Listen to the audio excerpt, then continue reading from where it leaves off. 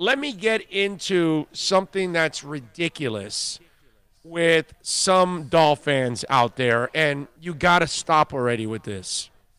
Okay? I read Salguero's article, and he's not saying that's going to happen. He's just saying that they're going to take a shot. And in his article, he talked about how, they got to get a quarterback, right? And they are going to take a shot at calling Cincinnati to try to trade for, Joe Burrow and trying to make it sound like you never know. Look, I know already. Do you guys remember Shabazz Napier? Anybody remember Shabazz Napier? Do you know why he was on Miami's basketball team for a short time? Anybody? Bueller. Because LeBron James loved Shabazz Napier. And Pat Riley was trying to recruit LeBron James, which he really shouldn't have to recruit him after everything they'd done for a few years. But whatever. He was trying to bring James back after his 4-year run. And James was in the middle of that, deciding stuff. So in the draft, he had tweeted and all that he liked Shabazz. So they were at the back end of the first round anyway. So Riley takes Napier. Not because he really wanted Napier, but because, Riley doesn't care about draft picks. Oh, we're going to take him, late first round, you're going to miss anyway. Let's take Napier since LeBron likes him. So he's trying to surround LeBron with the things that he likes, right? And that's why you ended up having Shabazz Napier, because LeBron wanted it. So let me ask you something. When Joe Burrow met with the Cincinnati Bengals, what did he want? Because last time I checked, the way the conversation went, hey, that guy A.J. Green? You guys, you're going to bring him back, right? Because I would love to play with that guy. Oh, you would, Joe? No problem. They tagged him. He's coming back. So now they're going to trade Joe Burrow. Come on, man. I mean, I get it. We're desperate for a quarterback down here. We need the future. We haven't had it since Marino. Nobody's been able to come in and give us hope that he can be a franchise quarterback for years to come. We're dying to solve that riddle. Dude, I get it. I completely understand it. But let's stay realistic. If Tua falls to you at 5, if you trade up to Detroit and switch places 3 and 5, do you take Tua there? All those things are realistic. Detroit taking Tua is not realistic. That's another silly one there, because those guys will get fired if they take Tua, because that means they're getting rid of Matthew Stafford. And if they get rid of Matthew Stafford, then, they're pretty much done. They'll get fired for sure. Plus, you're taking a chance on an injury-prone quarterback. So if Miami gets Tua because they trade up to 3 or take Herbert, or they stay at 5 and they take Tua or they take Herbert, those are all realistic. Okay? But trading from 5 to 1 for a team that went and tagged their wide receiver just to appease the young quarterback. Because remember, you're Cincinnati. You don't win. You don't really get to do a lot of hell, they did spend something in free agency here, which was a shocker. But still, I don't think it was good money either in Trey Waynes, but whatever. He's declined, unfortunately. He started off well his career, but he just has not played well as of late for that kind of money. But whatever. It is what it is. And you look at this team, they're not a team that instills any kind of confidence in any player. And they were getting dissed by everybody. So by the time that meeting rolled around, Cincinnati was hearing it from former players and everybody else talking about it. We're like, why should Joe Burrow go there? So in their meeting, Joe Burrow goes, hey, that guy, A.J. Green, I like him. You got to bring him back. He's there. He's there for a reason, ladies and gentlemen.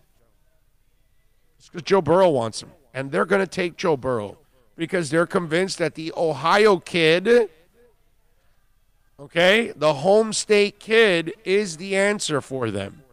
So Miami can call and offer 2 first-rounders and a second or whatever, and they're not going to get them. They can offer 3 first-rounders, and they're not going to get them. What you have to stop is you have to stop filling this crap in your head like they actually have a shot.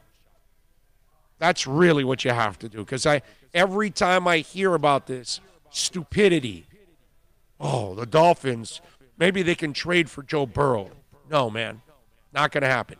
Look, one of the things that I do love about this process, and some people wanted Tom Brady to come here. I was not one of those. Because I get it, but he's got a year or 2 left, and I don't think he'll be a Super Bowl contender this year anyway. So there's one more year that you got to make the team a Super Bowl contender by next year for him. It's so tough, and he's older now at this point.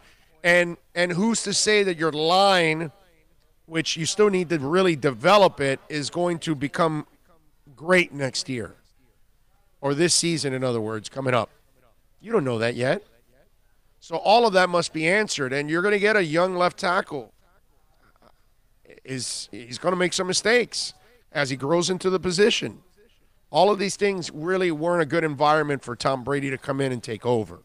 You know what I mean? So I didn't want that. Plus, I really want to see these guys build it on their own with their guys and not bring another guy in that you're going to have to live off of his legacy.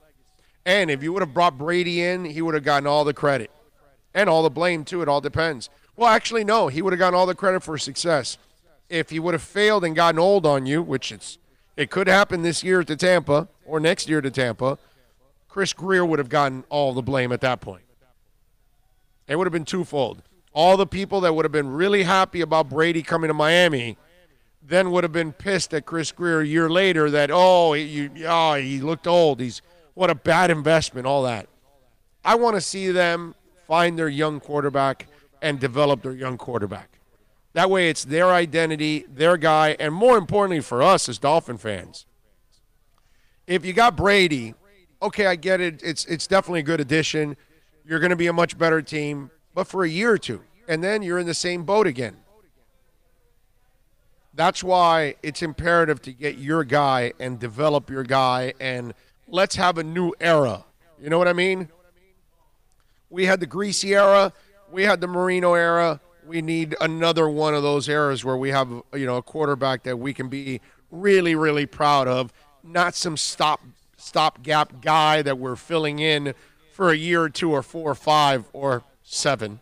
Whatever. You know what I'm saying? Yeah, we bottomed out. We went to ground zero. Yes. Don't go with the fast track guy. No. You start from scratch. Yes. That's the way I want it right now for the Dolphins. I think that's the best way for the Dolphins at this point.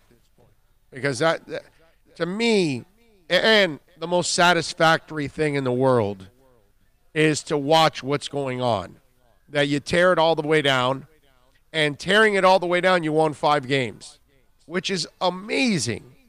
Now you add more talent. Let's hope you win a few more games. And you are improving on your own in your decisions. It's not a team you inherited that was already a winning team and all of that. No, I love this process right now that the Dolphins are in. And to me, it was super satisfying to watch them finish 5-8 and beat the Patriots at the end of the year. So this is the fun part about all of this. But again, I'm the twisted guy that has enjoyed the last year, okay? That's just me. And I think, you know what? A lot of you out there, you got to admit it. You were terrified once they did all of this. You didn't know how it was going to work out. You were terrified. All that whole off season went on last year, and the entire regular season, and now you're at this point now. I think most of you that were terrified about what was coming last year, you now look back at it in hindsight, because it's always 2020, and you're going to go, damn, man, that last year wasn't so bad. I get it, we won 5 games, but I thought it was going to be a lot worse I thought it was going to be what happened in the first 2 weeks all year long. And all of a sudden, I feel like maybe we got ourselves a head coach. And now you start watching what's going on in free agency after everything that they cleared out, and you start thinking, I like the direction that this team is going in. I like what the front office is doing. I like how they're rebuilding the team, and they're really smart. They're getting it with young guys. They're not signing a whole bunch of 30-year-olds and trying to get 1 or 2 good years out of old guys that are already used up. That's what the Dolphins have done forever.